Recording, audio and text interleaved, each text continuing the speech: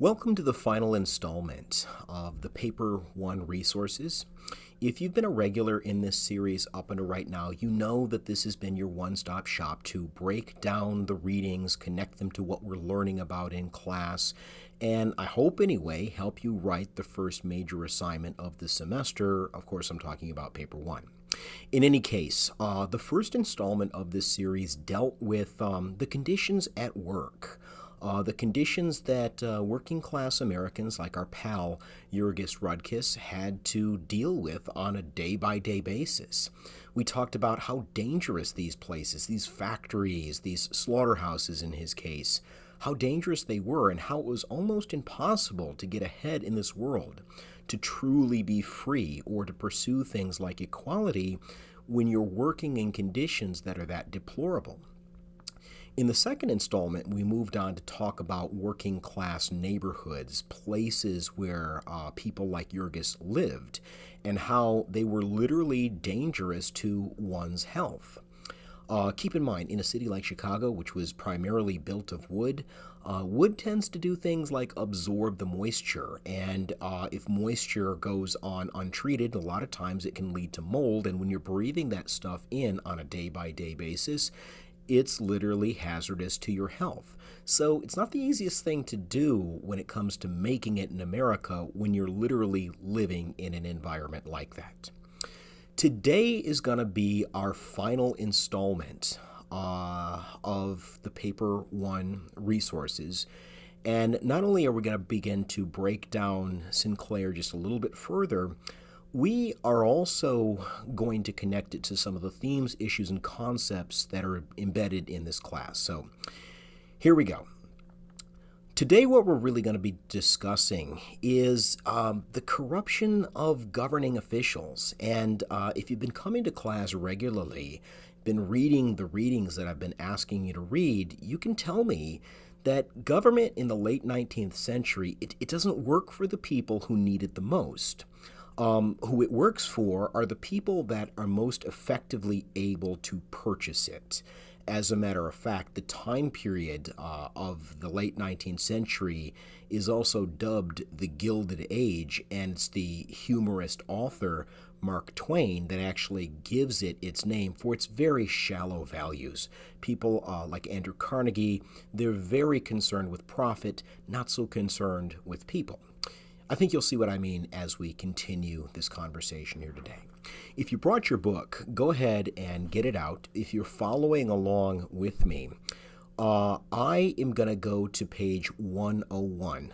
If you're using the freebie that I gave you online, go to page 101. If you're using the one that I've got right here, that's going to be page 85, which is a few paragraphs deep into chapter 9, okay? I am at a paragraph that begins, and now in the Union. If you're online in 101, bottom left corner, if you're with this book, it is page 85, top left corner. And now in the Union, Jurgis met men who explained all this mystery to him. He learned that America differed from Russia in that its government existed under the dead forms of democracy. The officials who ruled it and got all the graft had to be elected first. And so there were two rival sets of grafters known as political parties, and the one that got the office which bought the most votes. A couple things. First and foremost, I need you to understand what he's talking about when it comes to these rival grafters. He's talking about the Democratic and the Republican parties. I want you to think about something for a second. If you viewed that video lecture entitled American Politics in Crisis, that's the one where we talk a bit about the rise of the Populist Party. Remember those guys? They were the party of the farmers, and they come about primarily because neither the Democrats nor the Republicans are really paying any attention to any of the concerns that the farmers had. And they went further. It was really working people broadly defined that the Populist Party sought to protect, but the bottom line was it kind of came into existence because neither the Democrats nor the Republicans were really working for the people, okay? I think that that's basically what Sinclair is driving at right here, that it's not necessarily that government doesn't exist, it's not really concerned with the people who need its protection the most. What I'd like you to do right now is turn to page 146, 145, 146. And if you're following along here with me, that would be 126. If your book looks like my book, that would be 126. And it's at the very beginning of chapter 14. This one's really easy to find. Very beginning of chapter 14. What we're going to be doing here is talking about how the lack of government, the lack of government regulation, oversight, the idea that government's going to play the role of referee, you're going to see that this has an effect not only on workers who need its protection, but people like me and you, consumers, who also need its protection. Okay? Here we go. With one member trimming beef in a cannery and another working in a sausage factory, our family now had first-hand knowledge of the great majority of packing town swindles. For it was custom, as they found, whenever meat was so spoiled that it could not be used for anything else, either to can it or to chop it up into sausage. With that had been told by Jonas, who worked in the pickle rooms, that they could now study the whole spoiled meat industry on the inside, and read a new and grim meaning into the old packing town jest. They use everything of the pig except the squeal.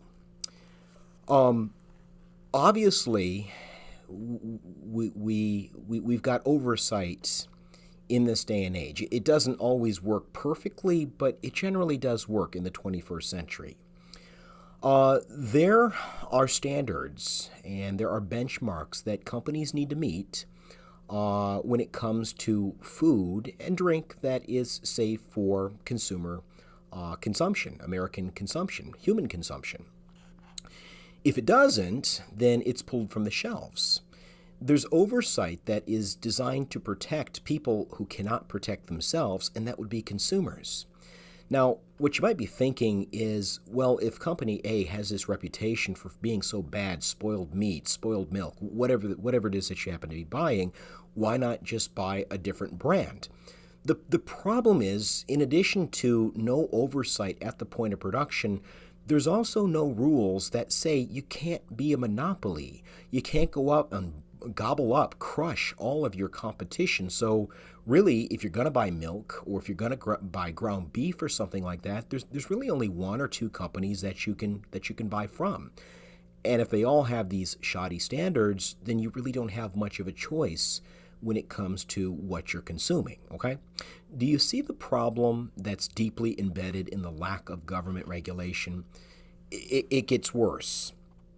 I want you to go down now. If you're following along in this book, it's about a paragraph down, and that paragraph begins, "It was only when the whole ham was spoiled." If you're following along online, it's going to go from page 146 into page 147, paragraph that starts out, "It was only when the whole ham." That's what we're going to be breaking down here. "It was only when the whole ham was spoiled that it came into the department of Ona," Jurgis's wife, "cut up by the 2,000 revolutions a minute flyers, and mixed with half a ton of other meat. No odor that was ever in a ham could make any difference. And if people all over the world ate the sausage and died of food poisoning, the packers would not even have to know it. There was never the least attention paid to what was cut up for sausage. There would come all the way back from Europe old sausage that had been rejected, that was moldy and white. It would be dosed with borax and glycerine and dumped into the hoppers and made over again for home consumption. You're literally putting poison into your body. And this isn't just a working class issue. I mean, don't get me wrong, people like Jurgis and his family are eating it, but this exists for millions and millions of American families throughout the late 19th century. The fact is that government does not work for the people who need its protection the most.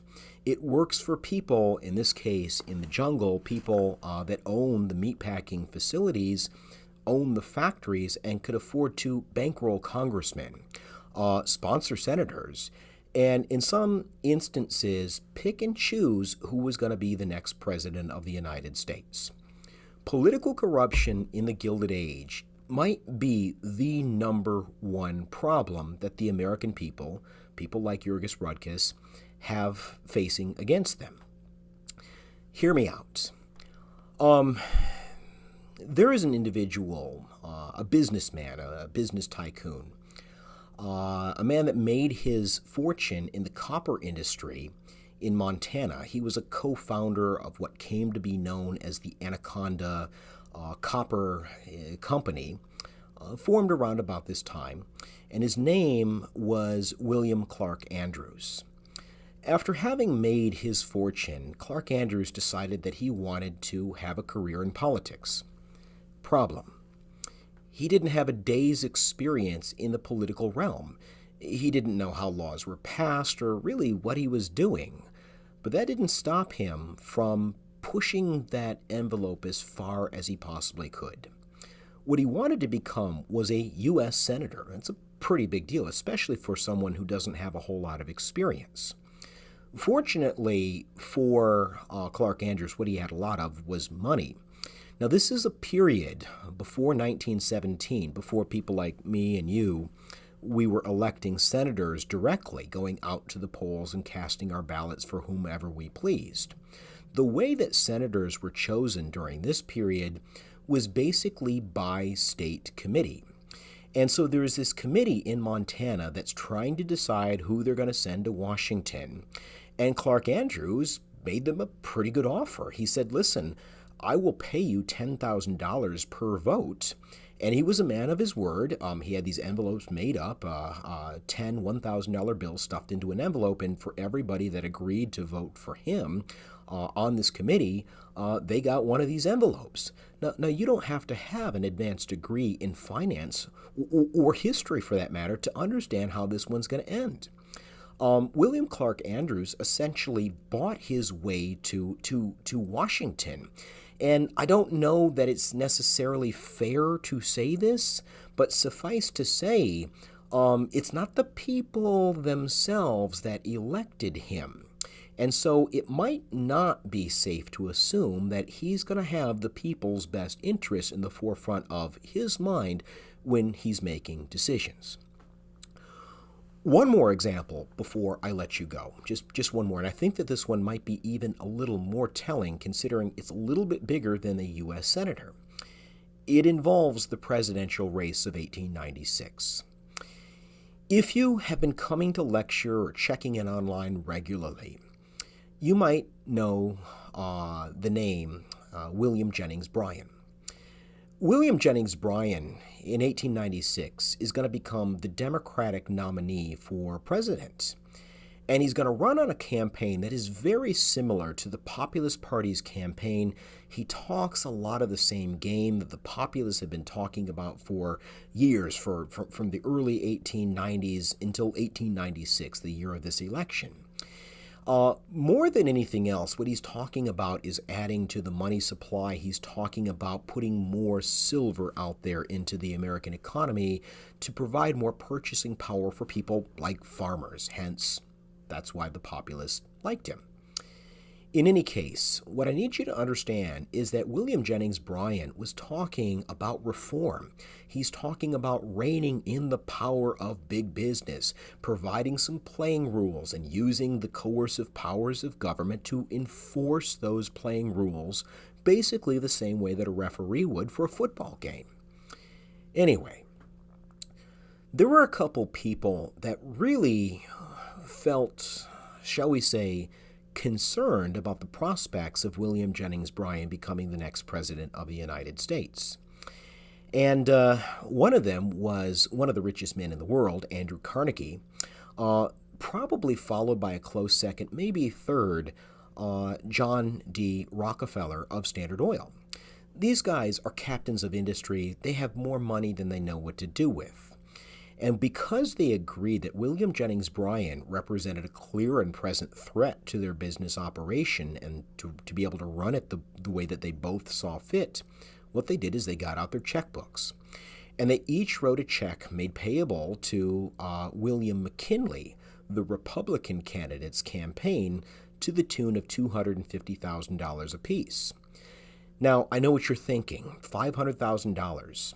In the 21st century, that doesn't go a long, long way. It certainly doesn't go a long way in presidential politics, but keep in mind, this is 1896.